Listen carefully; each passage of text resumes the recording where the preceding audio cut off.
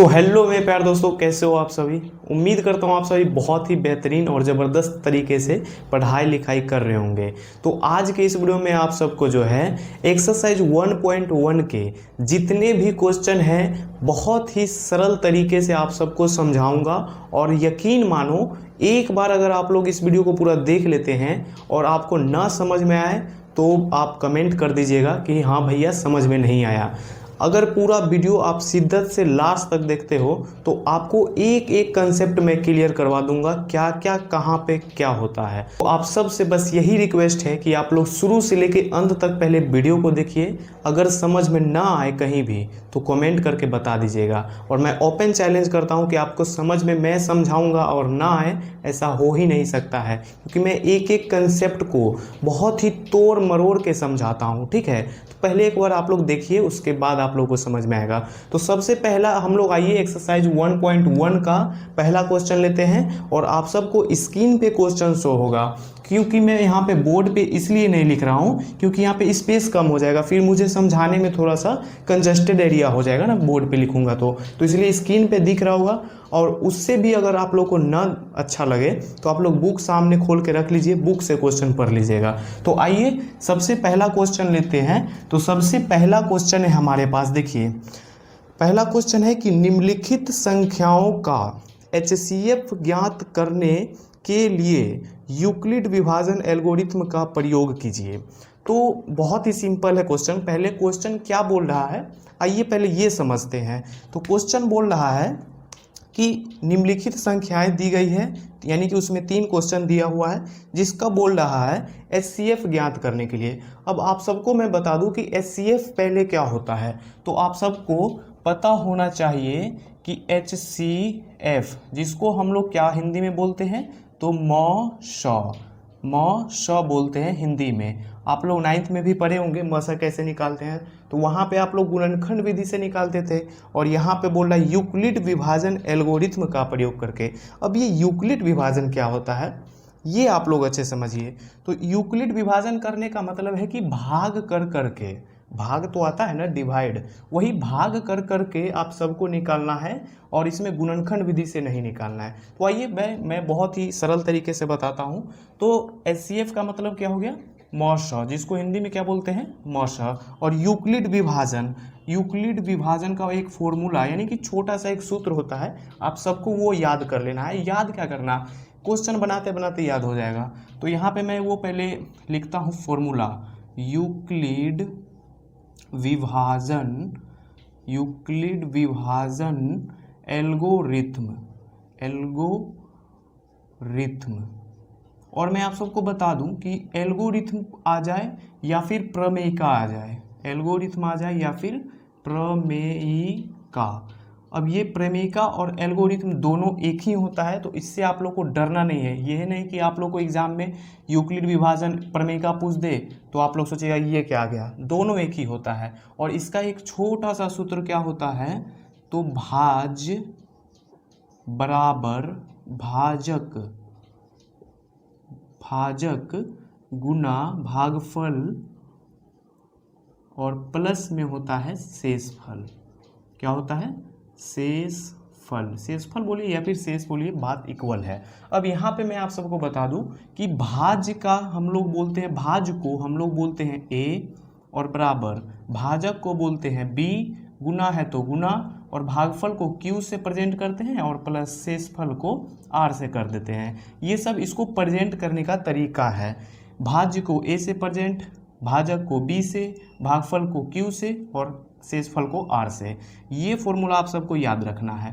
अगर आप मान के चलिए इतना लंबा चौड़ा याद नहीं करना चाहते हैं तो ये शॉर्ट में A बराबर BQ प्लस R, A बराबर BQ प्लस R। अब आप सबको मैं बताता हूँ कि ये भाज्य, भाजक, भागफल, शेषफल ये सब क्या होता है। देखिए क्वेश्चन पे डायरेक्ट मैं अगर चाहूँ तो आ जाऊँ, ठीक है, लेकिन मैं चाहता हूं कि आप सबको पहले ये मालूम हो जाए कि एल्गोरिथ्म का फॉर्मूला क्या होता है, फॉर्मूला क्या होता है, वो अगर अच्छे से समझ में आ जाए तो क्वेश्चन तो आप लोग ऐसे ही उड़ा दोगे। तो इसलिए मैं पहले फॉर्मूला ही समझा दे रहा हूँ। ये मत सोचिएगा कि डायरेक्ट क्वेश्चन क्यों नहीं बता रहे, तो डायरेक्ट क्वेश्चन बता दूंगा तो आप लोग को फिर उतना अच्छा समझ में नहीं आएगा। तो इसीलिए एक एक कंसेप्ट, मेरा हमेशा से यही मानना है कि एक एक कंसेप्ट आपके माइंड में सीधा जाए। ठीक है। तो आइए यहाँ पे देखिए, भाज्य हम लोग किसको बोलते हैं। सबसे पहले आइए भाज्य समझते हैं किसको बोलते हैं। तो आप सबको डिवाइड आता होगा। मान लीजिए कि आप लोग 3 से भाग दे रहे हैं 6 में, 3 से भाग दे रहे हैं 6 में। तो यहाँ पे देखिए 3 से यहाँ पे मान लीजिए 6 में हम लोग भाग दे रहे हैं। अब ध्यान से समझिएगा कि 3 से भाग दे रहे हैं किस में, 6 में। 3 से 6 में भाग दे रहे हैं तो 6 हो जाएगा इसका भाज्य, यानी जिससे हम लोग भाग देते हैं और जिसमें देते हैं वो भाज्य होता है, और जिस संख्या से देते हैं वो भाजक होता है। यानी कि ये हो जाएगा हमारे पास, क्या हो जाएगा, जिससे हम लोग देते हैं उसको क्या बोलते हैं, तो भाजक, भाजक, और जिस संख्या में देते हैं उसको बोलते हैं भाज्य। और यहाँ से मान लीजिए कि हम लोग दे दिए तो 2 बार में लग जाएगा 6, तो इसको हम लोग क्या बोल देते हैं, शेष। शेष बोलिए या शेषफल बोलिए, बराबर है। और यहाँ पे मान लीजिए कि 6 से कट गया, 3 दूना 6 कट गया, आ गया 0, तो इसको हम लोग बोल देते हैं क्या, सॉरी इसको भागफल बोलते हैं, यहाँ भागफल बोलते हैं, सॉरी भागफल, और इसको बोल देते हैं शेषफल। शेषफल या फिर शेष बराबर ही होता है। तो जिससे हम लोग भाग देते हैं उसको हम लोग क्या बोलते हैं, तो भाजक बोलते हैं, और जिसमें भाग देते हैं उसको भाज्य बोल देते हैं। और भागफल शेषफल तो पूरा सिंपल है। तो ये 2 बच्चे को बहुत ज़्यादा कंफ्यूज होता है कि भाज्य क्या होगा और भाजक क्या होगा। तो जो बड़ा हो जाए, जो बड़ा हो जाए, यानी कि 2 जिससे आप लोग भाग कर रहे हैं और जिसमें भाग कीजिएगा, ऑटोमेटिक है कि वो बड़ा संख्या होगा। तो बड़ा संख्या भाज्य होता है और जो जिससे भाग देते हैं वो भाजक होता है। That's clear. अब आइए, अब हम लोग क्या करते हैं, तो इसी फॉर्मूले के आधार पे जो है हम लोग को क्वेश्चन बनाना है, क्योंकि यूक्लिड विभाजन एल्गोरिथम का फॉर्मूला ये है। तो आइए हम लोग पहला क्वेश्चन लेते हैं, और ये सब मैं साफ कर देता हूँ, ये भी कर देता हूँ। तो पहला क्वेश्चन है हमारे पास 135 और 225। पहला क्वेश्चन क्या है, 135 और 225। मैं एक बार मार्कर को चेंज कर लेता हूँ। तो 135 और 225, तो मैं आप सबको बता दूं कि इन दोनों में जो संख्या बड़ा होगा उसमें हम लोग को छोटा से डिवाइड करना होगा। बस सिंपल सा तरीका है। जैसे यहाँ पे 225 बड़ा है तो 225 में हम लोग 135 से डिवाइड कर देंगे। बहुत ही सिंपल ही ये सब क्वेश्चन, फॉर्मूला समझ में आ जाएगा तो क्वेश्चन ऐसे उड़ा देंगे। अब देखिए 135 से अगर 2 बार में करते हैं तो 200 कितना 70 हो जाएगा, जो कि इससे ज़्यादा हो जाएगा। तो कम लेना है, कम लेने के लिए 1 बार में लेंगे तो 135 आ जाएगा। अब आइए माइनस करते हैं, 5 में से 5 गया 0, और यहाँ पे इससे 1 पैंचा लेंगे तो 12 बन जाएगा, और 12 में से 3 को घटाएंगे तो 9 आ जाएगा। तो यहाँ पे बचा हमारे पास 90, क्योंकि 1 से 1 जाएगा तो 0 होगा, उसको लिखने की ज़रूरत नहीं होती है। तो डिवाइड तो आता ही होगा ना आप लोग को कम से कम। तो 135 से 1 बार में भाग लगाए, 90 शेषफल आ गया। अब इस शेषफल जो आया 90, ये 90 नहीं आना है, मतलब कि ये तब तक हम लोग को डिवाइड करते रहना है जब तक 0 ना आ जाए। तो यहाँ पे 90 आया है, अभी तो 0 नहीं आया है, इसीलिए हम लोग 135 को उठा के यहाँ पे लेके आ जाएंगे 135, और उसके बाद 90 से अब भाग कर देंगे 135 में। तो 90 दूना कितना होता है सर, तो 180 होता है, जो कि इससे ज़्यादा हो जाएगा। तो 1 बार में लेंगे 90, और फिर इसको माइनस करेंगे, 5 में से 0 गया तो 5 बचेगा, और 1 पैंचा लेंगे। यहाँ पे ध्यान दीजिएगा, कितने बच्चे क्या करते हैं, 1 पैंचा लेके, और 3 है तो 3 1 4 कर देते हैं। ये गलती नहीं करना है। 1 पैंचा लीजिएगा तो ये 13 हो जाएगा, और 13 में से 9 घटाइएगा तो 4 बचेगा, तो 45 हो गया। अभी भी 0 आया है, तो आप लोग बोलिएगा अभी सर 0 नहीं आया है, तो इसीलिए हम लोग को फिर 90 उठा के यहाँ पे रख देना है। बहुत ही सिंपल है, 45 से 2 बार में कट जाएगा 90। अब आप लोग बोलिएगा भैया 0 तो आ गया, अब 0 लिखिए, या फिर ऐसे कितने बच्चे काट देते हैं, कोई दिक्कत नहीं है। दोनों में कोई लिख दीजिए, सब सही है। तो मैं 0 लिखता हूँ। अब देखिए 0 आ गया, और हम लोग को 0 ही लाना था। अब इस फॉर्मूले पे इसको बैठा देंगे, जितना प्रोसेस किए ना ये सब इस पे बैठा देंगे। देखिए यहाँ पे आप लोग इस वाले पहले पॉइंट में समझिए, इतना वाले में, कि भाज्य और भाजक और भागफल शेषफल क्या है। तो मैंने क्या बोला था कि जिसमें भाग देते हैं वो भाज्य होता है। तो 225 में भाग दिए थे, तो यहाँ पे लिखेंगे 225। ऐसे ही आपको फॉर्मूला लिख के और तब निकालना है, और ये होगा स्टेप 1। स्टेप स्टेप 1 लिखिए या फिर चरण 1 लिखिए, बात इक्वल है। अब देखिए 225 में भाग दे रहे हैं तो 225 लिख दिए, 135 है तो यहाँ पे लिख देंगे भाजक हो जाएगा 135, और गुना में भागफल कितना आया है इस वाले प्रोसेस में तो 1 बोलिएगा तो 1 लिख देंगे, प्लस शेषफल कितना है यानी कि r तो 90 आया है, इसका शेषफल 90 आया था ना तो 90 लिख देंगे। एक स्टेप कंप्लीट हो गया कि नहीं। सेम इसी तरह बस इसमें भी करना है।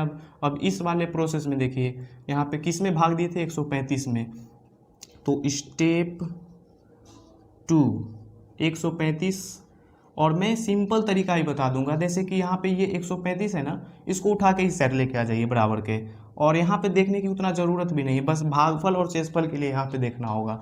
बस बड़ा वाला को उठा के बराबर के इस साइड लाइए, फिर 90 को उठा के यहाँ पे लेके आइए और गुना लिखिए। अब सिर्फ हम लोग को भागफल देखना है कितना होगा इसका तो 1, और शेषफल इसका कितना आया था तो 45 प्लस 45। फिर यहाँ पे हम लोग देखिएगा, अभी नहीं देखेंगे, यहीं से बन जाएगा क्वेश्चन, बस भागफल और शेषफल के लिए वहाँ देखना होगा। 90 को उठा के लाएंगे यहाँ पे लेके आ गए, और यहाँ पे 45 को यहाँ पे लेके आ जाएंगे, क्योंकि 90 को उठा के लाए यहाँ तो 45 को यहाँ लाएंगे, फिर यहाँ पे गुना। अब सिर्फ भागफल के लिए देखेंगे तो 2 आया है, और शेषफल कितना आया है लास्ट में तो 0 लिख देंगे। अब HCF बराबर क्या हो जाएगा तो HCF बराबर 45 हो जाएगा। अब ये 45 कैसे हुआ ये तो आप लोग को समझ में नहीं ही आया होगा, क्योंकि मैंने लिख दिया, आप लोग सोचेंगे कैसे आया। तो मैं बता दूं कि सबसे लास्ट वाले स्टेप में देखिए कि आपने जिससे भाग दिया है उसके बाद जब शेषफल 0 आ गया था, तो जिससे भाग दिए थे ना और 0 आ गया था शेषफल, यानी कि खत्म हो गया, इससे आगे नहीं हो सकता, तो जिससे भाग दिए थे वही HCF हो जाता है। तो 45 ही ना भाग दिए थे, 45 यानी कि आंसर हो गया। अब इसी तरह आइए दूसरा क्वेश्चन लेते हैं और उसको सॉल्व करते हैं, वो भी बहुत ही आसान क्वेश्चन है। तो दूसरा क्वेश्चन मैंने ले लिया है और यह भी पूरा सिंपल क्वेश्चन है। जितना दिखने में ये भारी लगता है बच्चों को उतना ये है नहीं। बस आप लोग को देखिए, यहाँ पे मैं क्या करता हूँ, ध्यान से वीडियो को देखिएगा।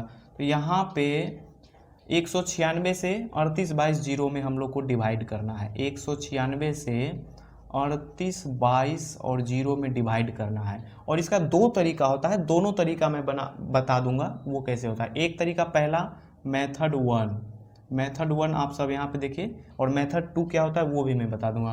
तो देखिए 196 से इतना में डिवाइड करना है, तो ये 3 अंक है तो 3 अंक इधर भी लेंगे। तो देखिए 196 एक बार में लेंगे, क्योंकि 2 बार करेंगे तो 400 के आसपास हो जाएगा। तो 196 एकम 196, और सबको कर देंगे माइनस, ये 2 अभी अलग है ये, ठीक है।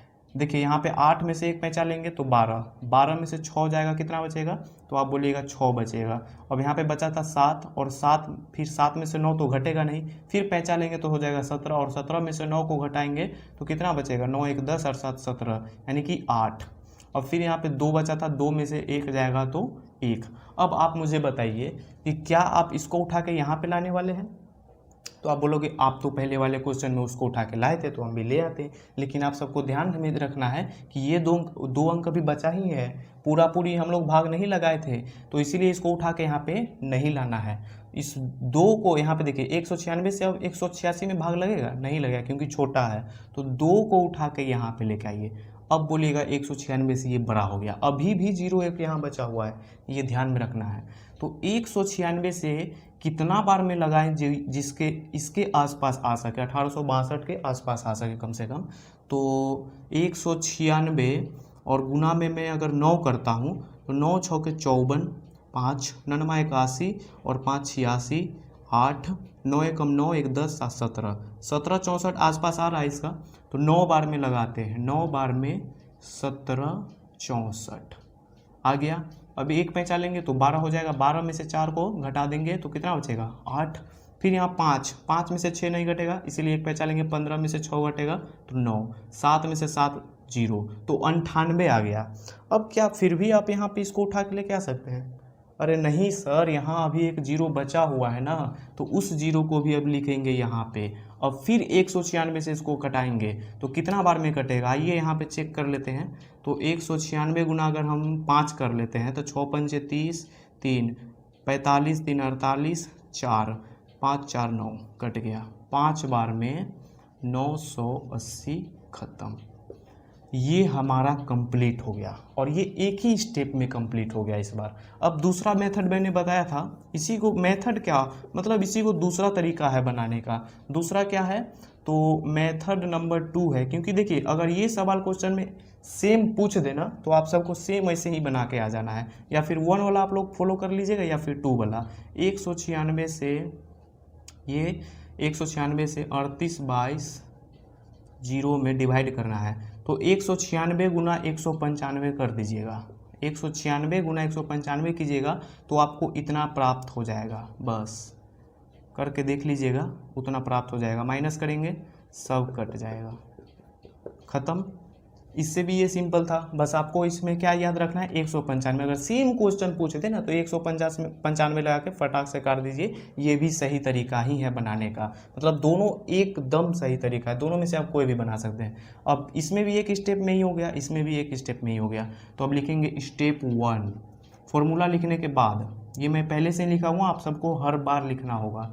स्टेप 1 और इसमें ए क्या होगा, जिसमें भाग देते हैं तो 38/22 38/22 बराबर बी क्या हो जाएगा, जिससे भाग देते हैं 196 गुने भागफल कितना आ गया था हमारा इसमें, तो 195 और प्लस शेषफल कितना आया है, तो 0। शेषफल 0 आया, यानी कि हमारे पास इसमें इसका आंसर कितना आ जाएगा।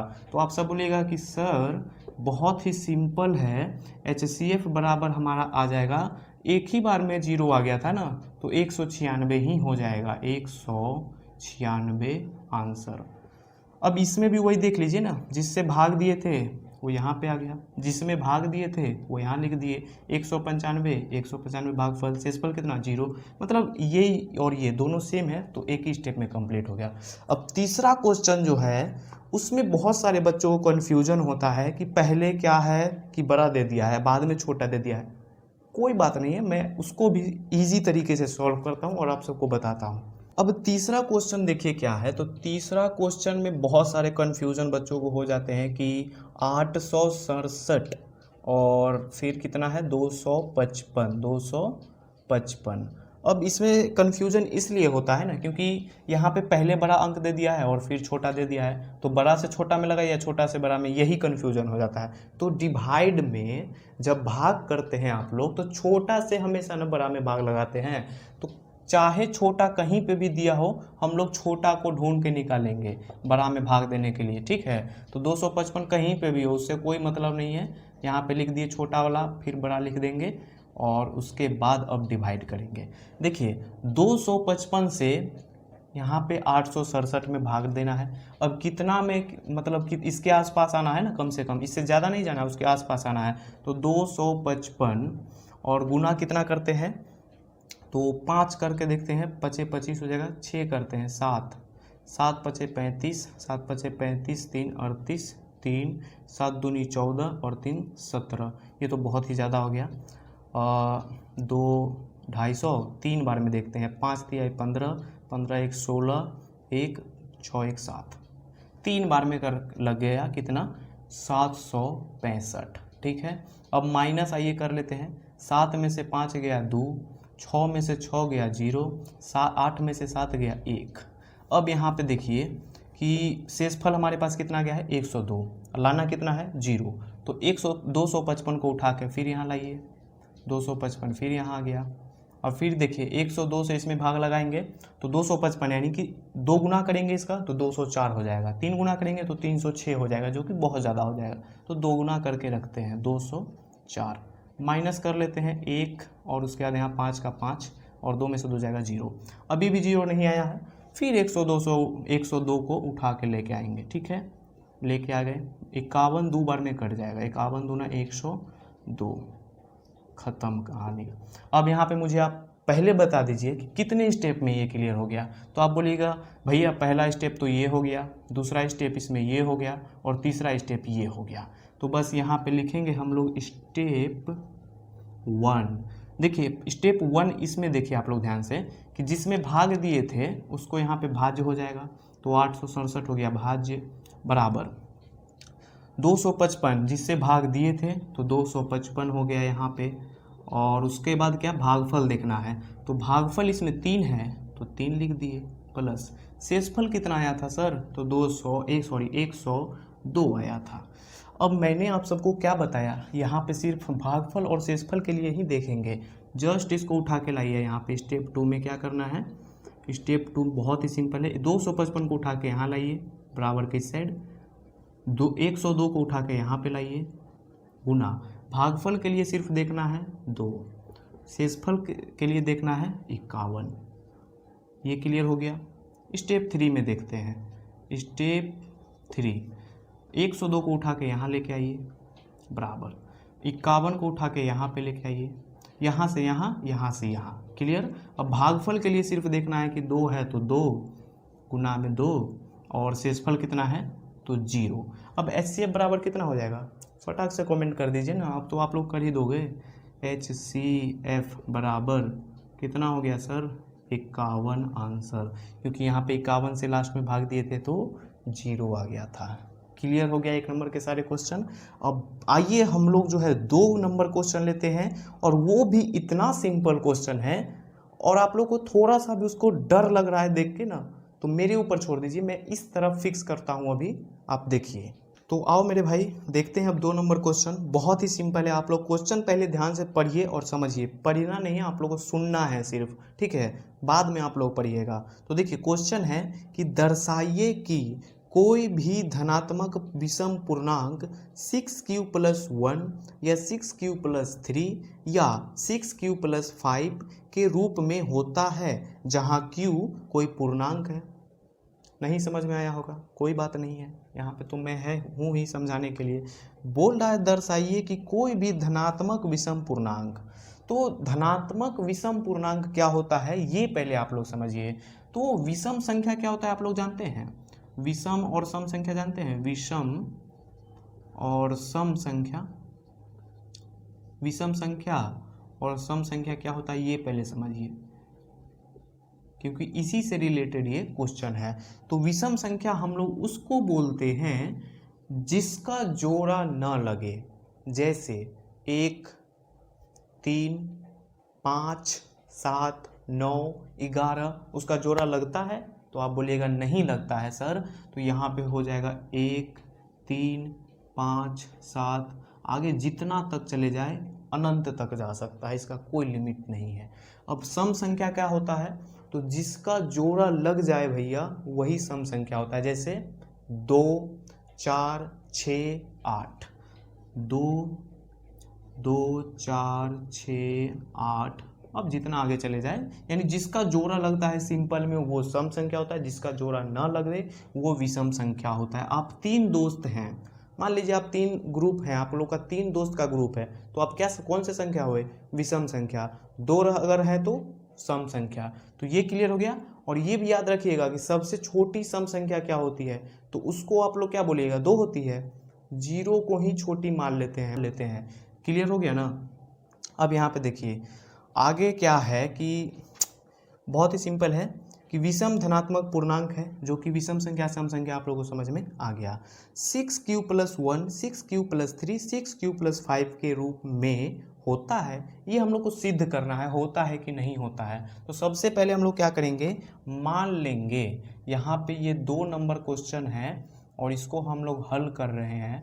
इसमें क्या करना है कि सबसे पहले मान लेना है, माना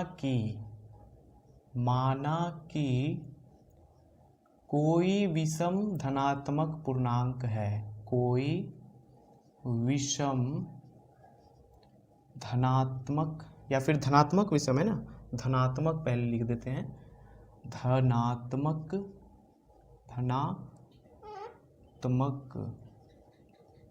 विषम पूर्णांक है, विषम धनात्मक पूर्णांक है। क्या है, तो ए मान लेते हैं, क्या मानेंगे, ए है,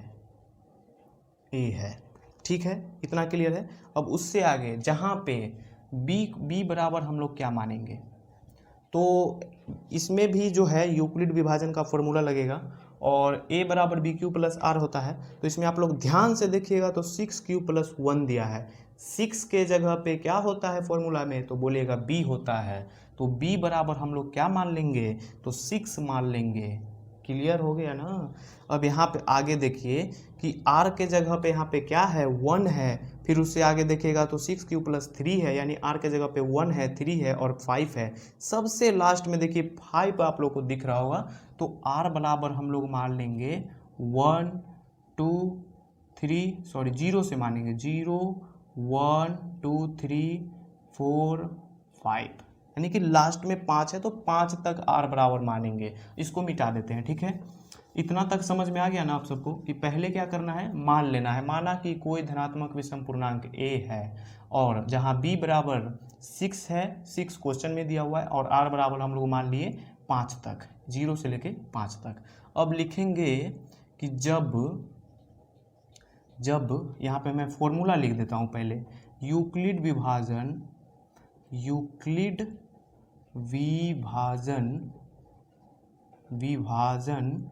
एल्गोरिथ्म फॉर्मूला पे ही ये बनेगा। देखिए अब यहाँ पे लिखेंगे जब r बराबर हम लोग ले लेते हैं 0, जब हम लोग r बराबर ले लेते हैं 0, तब जो है हमारे पास a बराबर, इसका फॉर्मूला क्या होता है, a बराबर b गुना में q और प्लस में r। तो जब हम लोग r बराबर 0 लिए हैं तो यहाँ पे a बराबर क्या होगा, तो बोलिएगा a तो नहीं दिया हुआ है, a हम लोग माने ही हैं, तो a बराबर a हो जाएगा। जब r बराबर 0 तो यहाँ पे, इसको यहाँ पे लिखते हैं थोड़ा नज़दीक में, जब r बराबर 0 तो a बराबर b बराबर कितना है, तो 6 है, तो 6 गुना में q बराबर, तो q ही है, q के बराबर कुछ नहीं है तो q ही रहेगा, प्लस r बराबर हम लोगों ने कितना इस बार लिया, तो 0, तो 0 बैठा देंगे। अब यहाँ पे देखिए a बराबर निकल के कितना आ जाएगा, 6q, क्योंकि इन दोनों को गुना करेंगे तो 6q हो जाएगा, और प्लस में 0। अब 0 तो ना इसमें जुटेगा ना घटेगा, तो इस 0 को प्लस 0 को मिटा दीजिए, a बराबर सिंपल में 6q। क्लियर हो गया। अब फिर लेंगे हम लोग जब r बराबर 1, ये जब बार बार लिखना ज़रूरी नहीं है, एक बार लिख दिए हो गया। जब r बराबर 0, फिर लेंगे r बराबर 1, तो 1 लेंगे तो a बराबर a ही होगा, बराबर b बराबर 6 हो जाएगा, और q बराबर q ही रहेगा, और प्लस में r बराबर 1 है तो r के जगह पे 1 आ जाएगा। अब यहाँ पे इन सबको क्या करेंगे, गुना कर देंगे, तो a बराबर, या फिर गुना नहीं भी कीजिएगा तो गुना करके भी कोई फ़ायदा नहीं है, क्योंकि गुना कीजिएगा तो ये गुना हट जाएगा सिर्फ, और प्लस तो वही रहेगा, ना जुटेगा इसमें, क्योंकि इसमें q जो है चर संख्या है, इसीलिए इसमें नहीं जुटेगा। ये सब मैं आगे पढ़ाऊँगा चर क्या होता है, तो डरना नहीं है क्या होता है। r बराबर जब लेंगे 2, तो a बराबर a, 6 बराबर b बराबर 6 गुना में q बराबर q ही रहेगा, और 1 यहाँ पे r बराबर 2 हो जाएगा। फिर यहाँ पे लेंगे जब r बराबर 3, फिर यहाँ पे r बराबर 4 और r बराबर 5। बहुत ही सिंपल है, 5 तक लिए हैं और 5 तक हम लोग को बस वही कर देना है। a बराबर 6q, 6 गुना में q प्लस में 3, a बराबर हमारे पास कितना हो जाएगा, 6 गुना में q प्लस में 4, a बराबर 6 गुना में 5। क्लियर हो गया। यहाँ पे हम लोग r को मान लिए थे 5 तक क्यों माने थे, क्योंकि यहाँ पे देखिए लास्ट में क्वेश्चन में 6q प्लस 5 है तो 5 तक इसीलिए माने थे 0 से, और 0 से लेके 5 तक हम लोग जो है इस यूक्लिड विभाजन का जो फॉर्मूला है इस पे हम लोग बैठा दिए हैं। अब यहाँ पे बस थोड़ा सा काम और करना है, और ये काम करना है ये कि देखिए यहाँ पे ये 6q प्लस 0 था तो 6q आ गया। अब इसमें सम और विषम संख्या आप लोग को पहचानना है, मैंने इसलिए पहले ही बता दिया था। देखिए लास्ट वाला को देखिए, यहाँ पे 1 है तो ये कौन सा संख्या हो गया, विषम। 2 है तो सम, 3 हो गया तो विषम, 4 है तो सम, और 5 है तो विषम। बस इसी को अब शब्द के रूप में लिखना है। क्या लिखेंगे, तो लिखेंगे कि चूँकि पहले लिख देंगे कि जो सम संख्या है, सम संख्या कितना दिया हुआ है, तो 6q प्लस 1, 6q प्लस में 2 और 6q प्लस 4 और 6q प्लस, यही दो हैं क्योंकि 5 नहीं है तो ये 2 हो गया। चूंकि इतना और इतना सम संख्या है, और उसके बाद अब विषम संख्या को लिखिए 6q प्लस में कितना है 1, पहले 1 हो जाएगा, और यहाँ पे सॉरी इस सम संख्या में मैंने क्या बोला था, 0 भी आता है ना, तो प्लस में ये 0 जुटेगा ना घटेगा, तो इसको भी लिख देना है चूँकि थोड़ा इधर लिख के, और 6q प्लस में 0, या फिर 0 नहीं भी लिखिएगा तो कोई दिक्कत नहीं है, बस 6q लिख देना। 6q plus 0, 6q plus 2, 6q plus 4 सम संख्या है, और 6q प्लस 1 और फिर coma 6q plus 3, 6q plus 5 एक विषम संख्या है। इसलिए क्वेश्चन में क्या दिया हुआ था, इसलिए 6q प्लस 1, 6q प्लस 1 या 6q प्लस 3 या 6q प्लस 5 क्या है, तो धनात्मक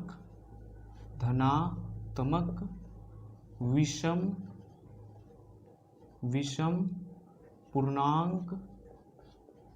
पूर्णांक है। बस इतना ही लिखना था और ये हो गया हमारा आंसर। तो इसको बस शब्द में लिख देना था और इसमें कोई बड़ी बात नहीं थी इस क्वेश्चन में, और यूक्लिड विभाजन फॉर्मूला पे बस जस्ट बैठा देना था हम लोग को, और ये कोई बहुत भारी भरकम क्वेश्चन नहीं था।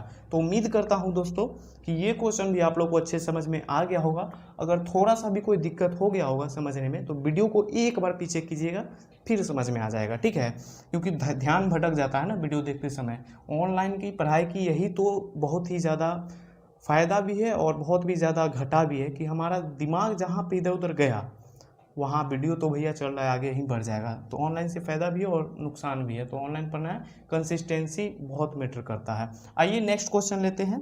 नेक्स्ट क्वेश्चन तो आप लोग को दिख रहा होगा ना, बहुत भारी क्वेश्चन दिख रहा होगा, लग रहा होगा वाह कितना लंबा चौड़ा क्वेश्चन है, लेकिन मैं आप सबको ना इतने सिंपल तरीके से बता दूंगा और इतना सिंपल से ये निकल जाएगा ना कि आप लोग सोच भी नहीं सकते हैं, उतना सिंपल है ये क्वेश्चन। तो आइए लेते हैं, पहले साफ कर लेते हैं। तो आइए मेरे प्यारे दोस्तों, और आप सबको मैं तीसरा क्वेश्चन सॉल्व करने से बता दूं कि ये जो मैंने फॉर्मूला यहाँ पे लिखा है इसको आप सबको एक बार बस पढ़ लेना है, और इस फॉर्मूले को आप लोग को एक बार समझ लेना है, उसके बाद फिर याद नहीं करना है, रटना नहीं है फॉर्मूले को, ठीक है। देखिए फॉर्मूला क्या है हमारे पास कि बड़ी से बड़ी संख्या, अधिकतम संख्या और महत्तम संख्या, अगर ये तीनों में से क्वेश्चन में अगर आपको कोई दिख जाए, क्वेश्चन पढ़िएगा जब, तो क्वेश्चन पढ़ने में अगर ये तीनों में से कोई एक भी दिख जाए तो समझ जाइएगा कि हमको क्या निकालना है, HCF, यानी कि मौस निकालने क्वेश्चन बोल रहा है। अगर छोटी से छोटी संख्या, न्यूनतम संख्या, कम से कम या पुनः मिलेंगे या फिर मिलेंगे, अगर ये चारों में से कोई दिख जाए क्वेश्चन में तो समझ जाइएगा कि लॉस निकालने यानी कि LCM निकालने बोल रहा है, लॉस, ठीक है। तो इस इतना को आपको बस ध्यान में रखना है कि बड़ी से बड़ी संख्या दिख जाए क्वेश्चन में तो क्या निकालिएगा, मौस, छोटी से छोटी संख्या दिख जाए तो लॉस, और अब पुनः मिलेंगे फिर मिलेंगे ये सब दिख जाए तो लॉस निकालना है। तो आइए अब हम लोग क्वेश्चन पढ़ते हैं और इसमें देखते हैं कि क्या मिलता है, ठीक है। आप लोग भी साथ साथ होगा बुक तो पढ़ लीजिएगा या फिर स्क्रीन पे जो शो होगा पढ़िएगा कि किसी परेड में 616 सदस्यों वाली एक सेना आर्मी की टुकड़ी को 32 सदस्यों वाली एक आर्मी बैंड के पीछे मार्च करना है।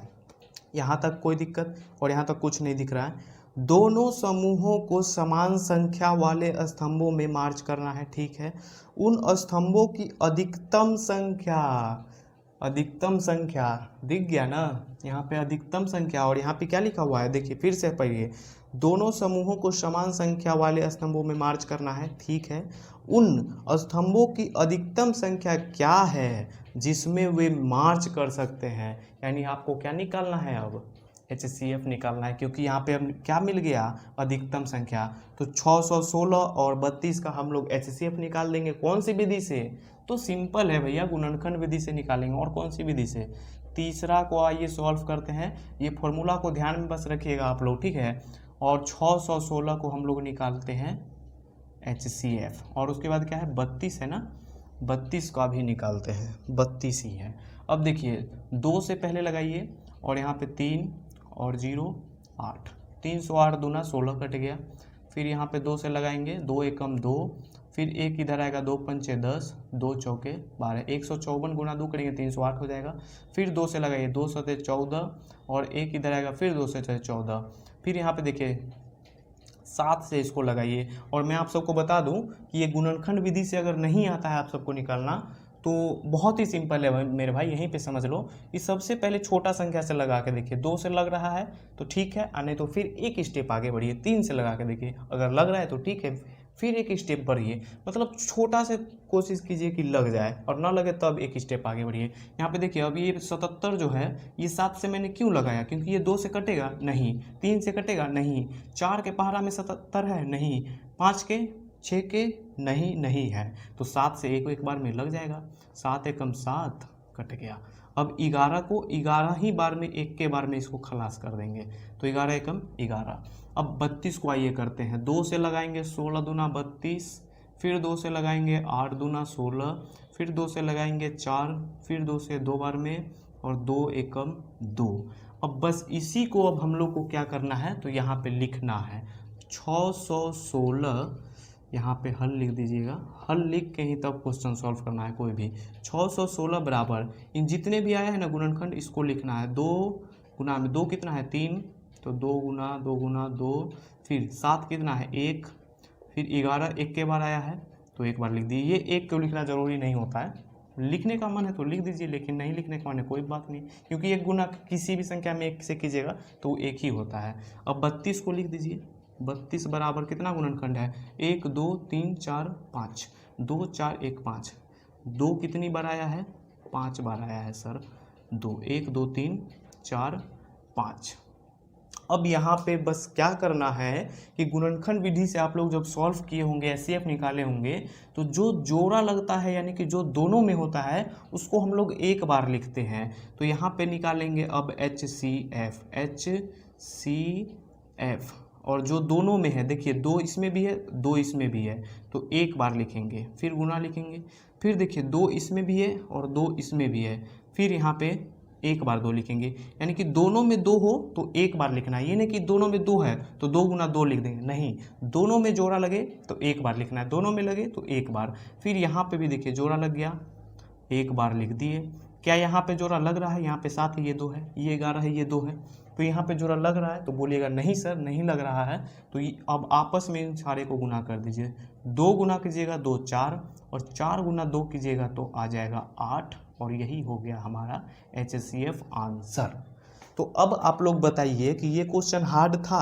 कहीं से बहुत हार्ड दिख रहा था, भारी भरकम जरूर देखने में लग रहा था, लेकिन ये फॉर्मूला अगर आप लोग ध्यान में रखिएगा, क्वेश्चन में इसमें से कोई भी आ जाए तो बस दिमाग में रखना है और बस सॉल्व कर देना है। आइए अब लेते हैं चौथा क्वेश्चन, और चौथा वाला भी क्वेश्चन बहुत ही सिंपल है, भले ही वो हार्ड देखने में लग रहा है।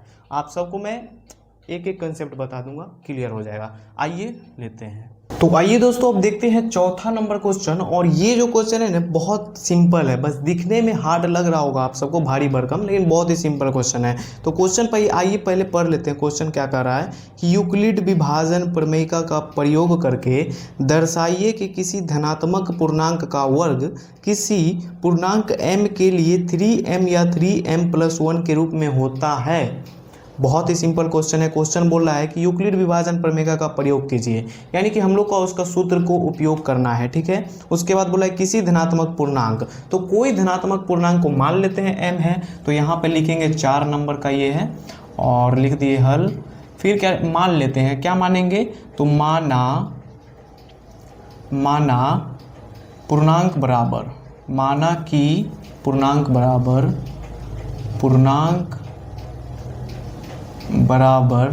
a मान लेते हैं। अगर हम लोग पूर्णांक बराबर a मान लिए तो क्या यहाँ पे आप सब क्वेश्चन में देख रहे होंगे कि 3m या 3m+1 है, तो यूक्लिड विभाजन फॉर्मूला क्या होता है, a बराबर b क्यूब प्लस में r। तो बी क्यू के जगह पे आप लोग को यहाँ पे क्या दिख रहा होगा कि 3m है, 3m है। तो b के जगह पे कितना है, तो बोलिएगा सर 3 है, तो 3 लिख दिए। अब r के जगह पे आप सबको दिख रहा होगा कि 3m + 1 है, तो 1 तक हम लोग को लिखना है। कहाँ तक लिखना है, 1 तक। तो 0 और लिखेंगे 1, लास्ट में 1 है तो 1 तक ही लिखेंगे। अब यहाँ पे हम लोग क्या करेंगे, लिखेंगे यूक्लिड विभाजन एल्गोरिथम या फिर प्रमेयिका ही लिख लेते हैं, प्रमेयिका से। अब इसका फॉर्मूला क्या होता है, तो a बराबर BQ प्लस में R। BQ डायरेक्ट लिख दिया हूँ, यहाँ पे गुना लिख सकते हैं, लेकिन ये इन दोनों के बीच गुना का संबंध ही होता है। तो a बराबर BQ प्लस में R, ये हो गया फॉर्मूला। इसी फॉर्मूला पे बनाएंगे, लिखेंगे यहाँ पे जब r बराबर हम लोग लेते हैं 0, जब पहले r बराबर 0 लेके बनाएंगे तो a बराबर कितना हो जाएगा, तो a को तो हम लोग a ही माने हैं तो a ही होगा। b के बराबर में कितना है, 3 है, तो 3 आ जाएगा, और q के बराबर में q ही रहेगा। b के बराबर में इसलिए b है क्योंकि b के जगह पे तो क्वेश्चन में देखिए कितना दिया हुआ है, 3, और हम लोग माने भी कितना है, तो 3, तो 3q हो गया प्लस में r के जगह पे 0 माने हैं तो 0 आ गया। अब यहाँ पे आप लोग ध्यान से देखिएगा, क्वेश्चन में क्या बोल रहा है कि किसी धनात्मक पूर्णांक का वर्ग दिख रहा होगा। वर्ग का मतलब होता है स्क्वायर करना। स्क्वायर मतलब जैसे कि मान लीजिए 2 का स्क्वायर करना है तो 4 होता है, 4 का ही स्क्वायर कीजिएगा तो 16 होता है। तो इसी को हम लोग वर्ग हिंदी में बोल देते हैं और स्क्वायर इंग्लिश में। तो स्क्वायर दोनों तरफ करना होगा, यानी कि बराबर के इस साइड भी और इधर भी। तो यहाँ पे लिख देना होगा पहले दोनों तरफ वर्ग करने पर दोनों तरफ वर्ग करने पर, यानी a का स्क्वायर करेंगे तो a स्क्वायर ही होगा, यानी कि a का स्क्वायर करेंगे तो a ही स्क्वायर ना होगा। तो डायरेक्ट मैं लिख रहा हूँ a स्क्वायर, और 3q का स्क्वायर करेंगे, और ये 0 का भी स्क्वायर कीजिएगा। क्या 0 तो ना भैया जुटता है ना घटता है, तो उसको छोड़ दीजिए। अब यहाँ पे देखिए a स्क्वायर का a स्क्वायर ही रहेगा बराबर, 3 का स्क्वायर कीजिएगा तो 9, और क्यू स्क्वायर हो तो क्यू स्क्वायर ही रहेगा। अब ये आप लोग सोच रहे होंगे कि a के स्क्वायर के साथ स्क्वायर क्यों रहता है, तो ये एक चर संख्या है, और चर संख्या क्या होता है वो आप लोग ध्यान से समझिए। तो जितना भी a b c सब होता है ना, d सब, a से लेके यानी z तक, ये सब चर संख्या कहलाता है। और अचर संख्या क्या होता है, तो जितने भी नंबर हो गए 1 2 3 4 जितने भी हो गए नंबर, ये सब अचर संख्या कहलाते हैं। तो चर संख्या के साथ स्क्वायर कीजिएगा या फिर क्यूब कीजिएगा तो उसके साथ वो लगा ही रहेगा, इसीलिए a के साथ स्क्वायर ही रहता है। अब यहाँ पे देखिए 9q को क्या हम लोग ऐसे लिख सकते हैं, 3 गुना में 3q का स्क्वायर। क्या 9q को इस तरह लिख सकते हैं, तो बहुत अच्छे से लिख सकते हैं, क्योंकि अगर हम लोग 3 गुना 3 करेंगे तो 9, और क्यू स्क्वायर है तो क्यू स्क्वायर। तो क्या हम लोग इसको इस तरह लिख सकते हैं, तो बोलिएगा हाँ सर लिख दीजिए, कोई दिक्कत नहीं है। तो a स्क्वायर बराबर में 3 गुना में 3q स्क्वायर। और फिर यहाँ पे आप लोग ध्यान से देखिए कि 3 है तो 3 लिख दिए, अब यहाँ पे m लिख दिए। m कहाँ से लाए, ये पॉइंट बनता है कि m कहाँ से लेके आए। तो यहाँ पे चूँकि लिखेंगे, चूँकि 3q स्क्वायर बराबर, यानी 3q स्क्वायर बराबर m, इसीलिए जब इसके बराबर में m है तो क्या हम लोग इसके जगह पे m नहीं लिख सकते हैं। तो चूँकि देखिए लिख देना है ताकि जो चेक करें उसको समझ में आ जाए कि 3q के बराबर m है, तो इसीलिए हम लोग इसके जगह m लिख दिए। तो क्या हम लोग को a वो प्राप्त हो गया, 3m प्राप्त हो गया ना। अब 3m + 1 निकालना है, तो फिर यहाँ पे लिखेंगे जब r बराबर लेते हैं इस बार 1, जब r बराबर इस बार 1 लिए तो a बराबर a ही रहेगा, और b बराबर 3, क्योंकि b बराबर 3 है, q है तो q, और ये दूसरा है ये इसमें नहीं है, ठीक है। जब r बराबर 1 लिए हैं तो a बराबर a, b बराबर 3, q प्लस में r बराबर कितना आ जाएगा, इस बार 1 आ जाएगा। अब इस यहाँ पे आप लोग सोचेंगे कि फॉर्मूला क्यों नहीं लिखी ये वाला, तो बार बार लिखने की ज़रूरत नहीं होती है, एक बार लिख दिए, चेक करने वाला समझ जाएगा कि वही फॉर्मूला पे यहाँ बैठा दिया है डायरेक्ट। तो यहाँ पे देखिए इसका भी तो अब दोनों तरफ वर्ग करना होगा ना, तो यहाँ पे लिखेंगे दोनों तरफ वर्ग करने पर, और दोनों तरफ वर्ग करने पर अब कैसे वर्ग करेंगे, तो देखिए स्क्वायर बराबर के इस साइड भी करना है, बराबर के उस साइड भी, तो क्या आपको ये एक को इसमें जोड़ देना है। कितने बच्चे करेंगे कि 3q और प्लस में 1 यानी 4q, तो जो कि गलत हो जाएगा, ये कभी नहीं जुटेगा। क्यों नहीं जुटेगा, क्योंकि इसके साथ सर चर संख्या है, चर संख्या है ABCD है ना q, तो चर संख्या है जिसके साथ, उसके साथ अचर कभी नहीं जुड़ सकता। तो ध्यान रखिएगा, गुना हो जाएगा लेकिन जुटेगा घटेगा नहीं, तो इसीलिए यहाँ पे ये अलग अलग ही रहेगा। तो a स्क्वायर का a स्क्वायर ही रहेगा, बराबर है तो बराबर, इन दोनों का क्या कर देंगे होल स्क्वायर, 3q प्लस में 1 का होल स्क्वायर। अब यहाँ पे क्या स्ट्रक्चर आप सबको ऐसा दिख रहा है, 1a प्लस में b का होल स्क्वायर, क्या आप सबको इस तरह दिख रहा है। a के जगह पे यहाँ पे 3q है, b के जगह पे 1 है और होल स्क्वायर है, तो a प्लस b का जो होल स्क्वायर का फॉर्मूला होता है वही बैठाना है। फॉर्मूला क्या होता है, a स्क्वायर प्लस में 2ab और प्लस में b स्क्वायर, यही फॉर्मूला पे यहाँ पे इसको सॉल्व करना है। a स्क्वायर के जगह पे कितना है, तो यहाँ पे तो यही रहेगा a square he, a square के जगह पे कितना है, तो यहाँ पे ये a हो गया, ये b हो गया, तो 3q का स्क्वायर प्लस 2ab यानी 2, फिर लिखेंगे गुना में a यानी कि 3q, फिर गुना में b यानी कि 1 और प्लस में फिर क्या है b का स्क्वायर यानी कि 1 का स्क्वायर। अब इसको सॉल्व कर देंगे और हमारा आ जाएगा। देखिए 3 का स्क्वायर करेंगे तो 9, q स्क्वायर करेंगे तो q स्क्वायर ही रहेगा, प्लस 3 दूना 6 और 6q को गुना करेंगे 1 से तो 6q ही ना होगा। अब यहाँ पे आप लोग बोलेंगे कि गुना क्यों कर दिए, तो गुना हो सकता है, चाहे वो चर हो अचर हो, गुना हो जाएगा, सिर्फ जुटेगा और घटेगा नहीं। और फिर यहाँ पे देखिए प्लस में 1 का स्क्वायर कीजिएगा तो 1 हो जाएगा।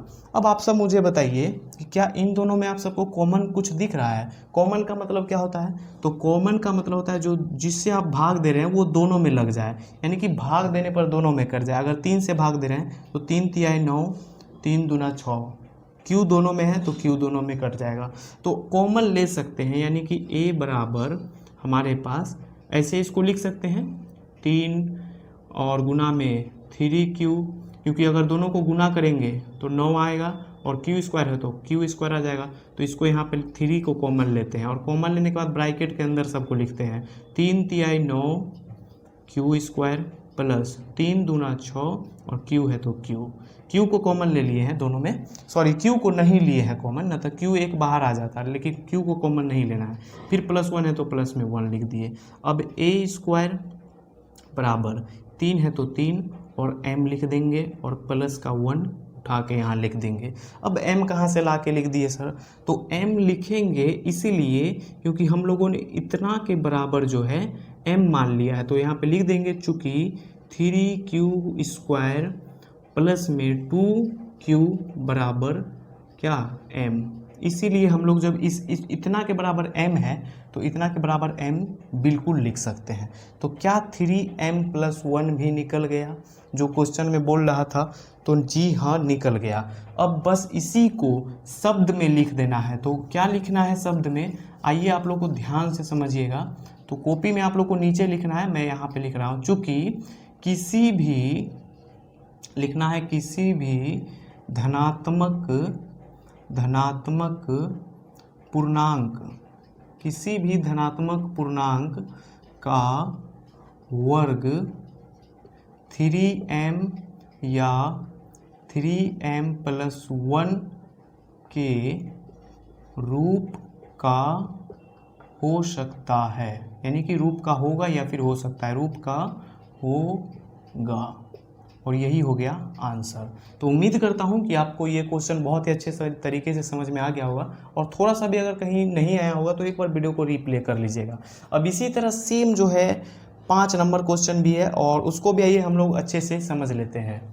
तो आइए दोस्तों अब हम लोग देखते हैं लास्ट क्वेश्चन 5 नंबर क्या है कि यूक्लिड विभाजन प्रमेयिका का प्रयोग करके, यानी इस क्वेश्चन में भी यूक्लिड विभाजन का प्रयोग करना है। प्रयोग करके दर्शाइए कि किसी धनात्मक पूर्णांक का घन 9m प्लस 1 या 9m प्लस 8 के रूप में होता है। बस उसी तरह सॉल्व करना है जिस तरह पिछले वाले क्वेश्चन में किए थे। यहाँ पे थोड़ा सा अंतर ये आ जाएगा कि उसमें स्क्वायर किए थे और इसमें घन करना है, बस यही थोड़ा सा अंतर है, बाकी बात सब चीज़ तो सेम है। तो यहाँ पे लिखेंगे 5 नंबर और उसके बाद यहाँ पे भी इसमें भी मान लेंगे, क्या मानेंगे कि माना धनात्मक पूर्णांक बराबर, माना कि पूर्णांक बराबर, या फिर धनात्मक पूर्णांक लिखिए कोई दिक्कत नहीं है, माना कि पूर्णांक बराबर a, तो b बराबर क्या हो जाएगा, b बराबर क्या हो जाएगा, तो 9m+1 दिया हुआ है, ध्यान से देखिएगा 9m+1, तो b बराबर 9 हो जाएगा। यहाँ पे आप लोग ध्यान से देखिए r बराबर कितना मानेंगे, क्योंकि इससे पहले वाले क्वेश्चन में हम लोग r बराबर माने थे 1 तक, इसमें 8 दिया हुआ है लास्ट में, 9m+8, तो क्या 8 तक मानेंगे, नहीं, क्योंकि इसमें आप लोग क्वेश्चन को ध्यान से पढ़िएगा तो बोला है किसी धनात्मक पूर्णांक का घन, और घन का मतलब क्या होता है, घन का मतलब होता है क्यूब करना, यानी कि अगर 3 का क्यूब कीजिएगा तो कितना होगा 27, तो घन का मतलब क्यूब करना। तो क्या हम लोग यहाँ लिखेंगे वहाँ 8 तक, नहीं, यहाँ पे हम लोग लिखेंगे 0, 1 और 2, तो r बराबर इसमें 2 ही तक मानेंगे। 2 तक क्यों मानेंगे, क्योंकि 2 का जब इस क्यूब कीजिएगा ना तो 8 आ जाएगा, 2 का क्यूब कितना होता है, तो 8 होता है, इसीलिए हम लोग 2 ही तक मानेंगे। अब उसके बाद यहाँ पे सेम प्रोसेस करना है, लिखेंगे यूक्लिड विभाजन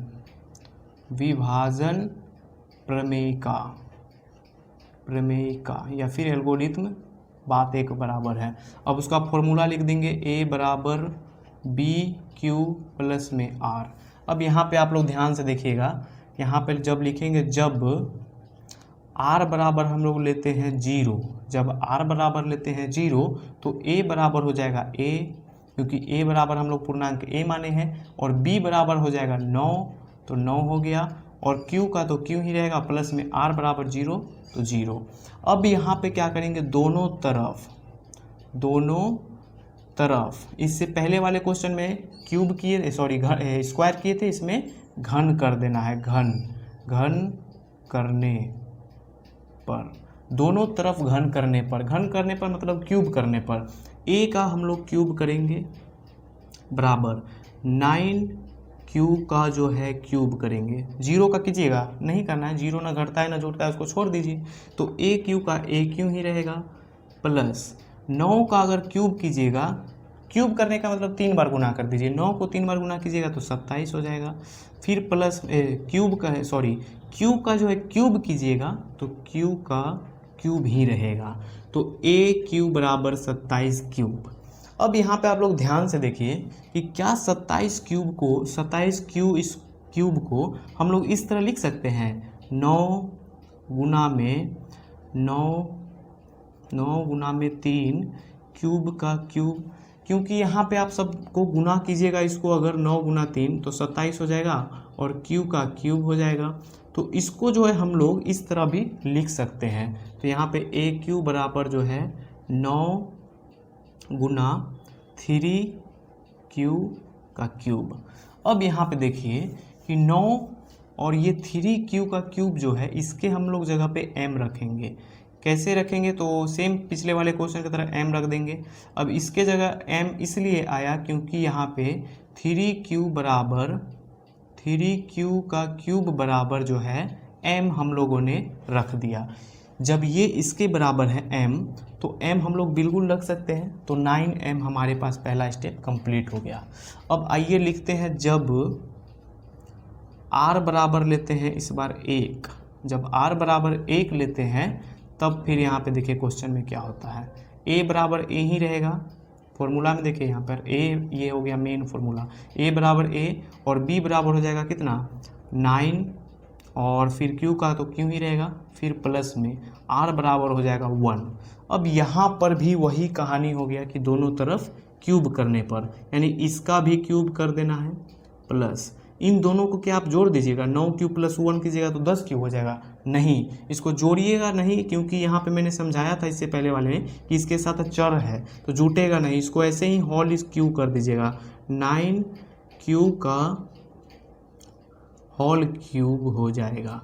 तो क्या आप सबको ये स्ट्रक्चर इस तरह दिख रहा है, वो a + b का होल क्यूब, इसका फॉर्मूला क्या होता है, तो इसका जो फॉर्मूला होता है वही फॉर्मूला को यहाँ बैठाना है, क्योंकि इसका फॉर्मूला क्या होता है, ए क्यूब प्लस में 3a² इंटू बी, फिर प्लस में 3ab का क्यूब, और फिर सॉरी क्यूब नहीं, यहाँ पे स्क्वायर, और फिर प्लस में b का क्यूब। तो ये होता है इसका फॉर्मूला, जो कि आपको हमेशा हमेशा के लिए याद कर लेना है, तब जाके ही ये बनेगा। अब सेम यही फॉर्मूला को यहाँ पे बैठाइए, यहाँ पे ए क्यू है तो ए क्यू ही रहेगा, और बराबर में 9q प्लस 1 का होल स्क्वायर करना है, यानी कि ये वाला फॉर्मूला बैठाना है। इसके जगह यहाँ पे a है, यानी कि a के जगह पे ये है और b के जगह पे 1 है। देखिए a क्यू करना है पहले, यानी कि 9 और q का क्यूब कर दिए, प्लस 3a² इंटू बी, यानी 3a²,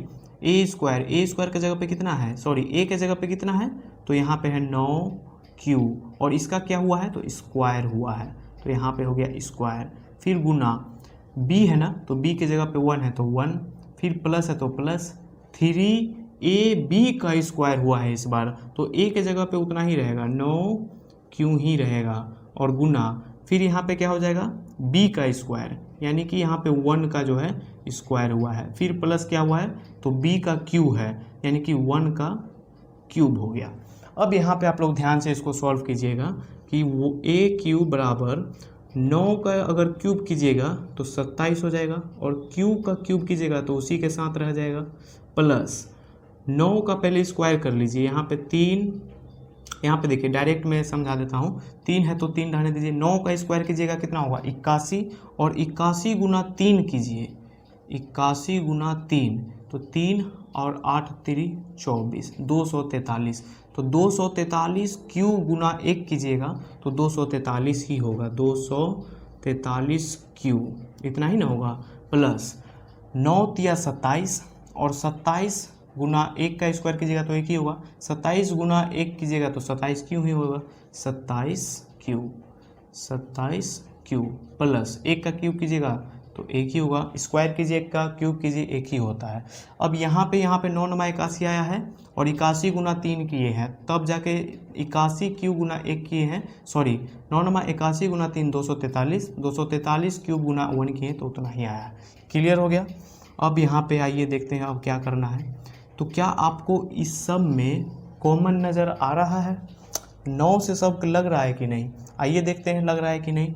तो यहाँ पे 9 को कॉमन लेंगे, और 9 का 9 18 होती है 27, 3 बार में 27 कट गया, 9 क्यूब और उसका भी क्यूब, प्लस 9 एकम 9, देखिए 9 से जो है 243 में भाग दीजिए, 243 में, तो 9 का 9 दूनी 18 होती है 27, तो 27 ज़्यादा हो जाएगा, तो 9 दूना 18 लेंगे, तो 18 2 20 4 24 6 63 9 सते 63, यानी कि 27 गुना 9 करेंगे तो पूरा खलास हो जाएगा, तो यहाँ पे 27 आ जाएगा, और क्यू है तो क्यू, प्लस है तो प्लस, यहाँ पे देखिए 9 कॉमन लिए हैं तो 9 27, 3 बार में कट गया, 3 नमा 27, तो 3q, और ये +1 है तो +1 यहाँ पे रहने देंगे। अब यहाँ पे ध्यान से देखिए, a क्यू बराबर 9 है तो 9, और m लिख दीजिएगा और प्लस में 1 लिख दीजिएगा। अब आप बोलिएगा m कहाँ से लाएं, तो सिंपल है सर, इसके बराबर में हम लोग m को रख लिए हैं, तो लिख दीजिएगा यहाँ पे, चूँकि 3q का क्यूब प्लस 27q और प्लस में 3q बराबर m, इसके बराबर m है, तब जाके हम लोग m लिए हैं यहाँ पे। इतना क्लियर हो गया। तो हमारा 9m + 1 भी आ गया। अब लाना कितना है, और तो 9m + 8, वो भी बस कुछ ही देर में अब आ जाएगा, और उसको भी हम लोग अच्छे से समझ लेते हैं। देखिए अब लिखेंगे, जब r बराबर लेते हैं हम लोग 2, जब r बराबर 2 लीजिएगा तो यहाँ पे हो जाएगा a बराबर b के जगह पे 9 था तो 9, q के जगह पे q था तो q, प्लस में r बराबर कितना हो जाएगा, तो 2। जब ये दोनों तरफ क्या करेंगे हम लोग, यहाँ पे साइड में भी लिख सकते हैं, कोई दिक्कत नहीं है, कि दोनों तरफ घन करने पर यहाँ पर भी लिख सकते हैं, साइड में भी लिख दीजिएगा, कोई दिक्कत नहीं होगा। तो दोनों तरफ घन करेंगे, यानी कि a का भी क्यूब और 9q प्लस में 2 का जो है होल क्यूब हो जाएगा, क्योंकि ये दोनों आपस में नहीं जुटेगा तो दोनों का होल क्यूब कर देंगे। फिर से यही वाला फॉर्मूला बैठाएंगे। फॉर्मूला क्या था, तो a प्लस में b का होल क्यूब बराबर क्या था फॉर्मूला, a क्यूब प्लस में था 3a स्क्वायर इंटू बी और फिर प्लस में इतना था। तो ये था हमारे पास फॉर्मूला। इसी फॉर्मूला पे इसको बैठाइए, ए क्यू का ए क्यू ही रहेगा बराबर 9, यानी कि ये a है और ये b है, तो a के जगह पे कितना है 9 क्यू, तो a क्यू यानी कि 9 क्यू का क्यूब कर देंगे। ठीक है सर। उसके बाद प्लस है तो plus 3a square into B, 3a कितना है तो 9 क्यू का स्क्वायर और फिर गुना में b कितना है तो 2 लिख दिए। फिर 3ab का स्क्वायर, इसको यहाँ से लिखते हैं क्योंकि उधर लंबा चले जाएगा, तो यहाँ से इसको लिखते हैं, ध्यान दीजिएगा, a क्यू बराबर 9 क्यू का क्यूब प्लस क्या है तो 3, यहाँ पे फॉर्मूला है ना 3a स्क्वायर यानी कि a स्क्वायर यानी कि 9 क्यू का स्क्वायर इंटू b कितना है तो 2 है तो 2 प्लस में 3ab का स्क्वायर यानी कि यहाँ पे आ जाएगा 9 क्यू और फिर यहाँ पे आ जाएगा b का स्क्वायर यानी कि 2 का स्क्वायर आ जाएगा। फिर प्लस में क्या है तो b का क्यूब है यानी कि 2 का यहाँ पे हमारे पास क्यूब हो जाएगा। अब बस इसको सॉल्व कर देंगे और आ जाएगा आंसर, बहुत ही सिंपल था। तो a क्यूब बराबर में 9 का स्क्वायर क्यूब कीजिएगा तो 27 क्यू का क्यूब प्लस, यहाँ पे देखिए 9 क्यू का स्क्वायर पहले यहाँ पे करना है ना, तो 9 का स्क्वायर कीजिएगा 81 क्यू स्क्वायर गुना 3 कीजिएगा, 81 गुना 3 कीजिएगा तो 3 एकम 3 और 8 तिया के 24। अब इसको यहाँ पे 2 से गुना फिर कीजिएगा तो 6, 8 और 2 यानी कि 286, 3 दूना 6, 4 दूना 8 और 2 दूनी 4 हो जाएगा, 486 और क्यू है तो क्यूब और उसका स्क्वायर, क्यूब के साथ तो स्क्वायर लगा ही रहेगा हमेशा, प्लस में फिर यहाँ पे देखिए 3 9 तिया 27 क्यू और प्लस में 2 दूनी 4 यानी कि 27 गुना 4 करना है, 27 गुना 4, 7 चौके 28, 2 4 दूना 8, 2 10, 108 क्यू का स्क्वायर प्लस में 2 का स्क्वायर कीजिएगा तो 8 आ जाएगा। अब बहुत ही इससे आगे अब सिंपल हो गया, a क्यू बराबर में इसमें हम लोग क्या करेंगे, इन सारे में कॉमन ले लेंगे, तो 9 कॉमन लेंगे तो 9 तिया 27 क्यू का क्यूब प्लस में यहाँ पे देखिए 9 से काटिए इसको, 9 से भाग दीजिए 486 में, तो 9 का 9 98 9 से 36 9 पचे 45, 9 पचे 45 बचा कितना 3, 6 आएगा यहाँ पे, 9 चौके 36, 54 क्यू स्क्वायर आ गया। 108 में भाग दीजिए, अब 108 में भाग दीजिए 9 से, 9 एकम 9 तो बचा हमारे पास 1, 8, 9 दूना 18, 12 बार में कट जाएगा, 12 क्यूब का स्क्वायर और फिर प्लस में 8 है तो इसको बॉक्स के बाहर रखना है। अब यहाँ पे क्या करना है तो सिंपल है सर, बराबर में 9m प्लस में 8 को उठा के ले आइए और यहाँ पे ये इसलिए m आया क्योंकि इन सारे के बदले हम लोग ने m मान लिया है।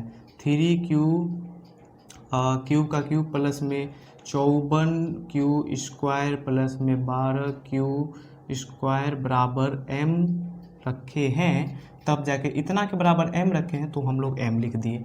अब बस इसमें भी वही करना है जो पहले वाले क्वेश्चन में किए थे, इस शब्द के रूप में लिख देना है। और लिखना क्या है तो लिखेंगे कि चूंकि, अब यहाँ पे आप लोग को एक बात ध्यान रखिए कि ये जो हम लोग को 9m + 1 आया था, इसको मान लेते हैं हम लोग समीकरण 1 लिख देंगे, इसको हम लोग बोल देंगे क्या समीकरण 2, इससे और ज़्यादा आसानी हो जाएगा इसलिए मैं बता रहा हूँ समीकरण 2, और ये हमारे पास आ गया समीकरण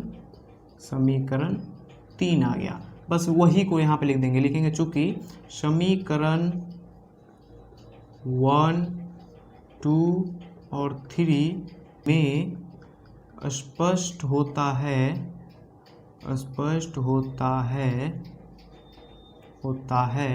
कि किसी भी धनात्मक पूर्णांक का घन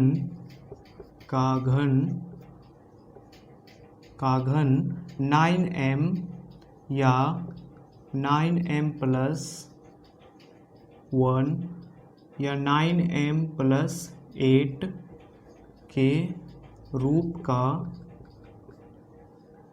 होगा। अब ये 9m+1 ये सब तो क्वेश्चन में दिया हुआ था ना, बस उसी को लिख देना है।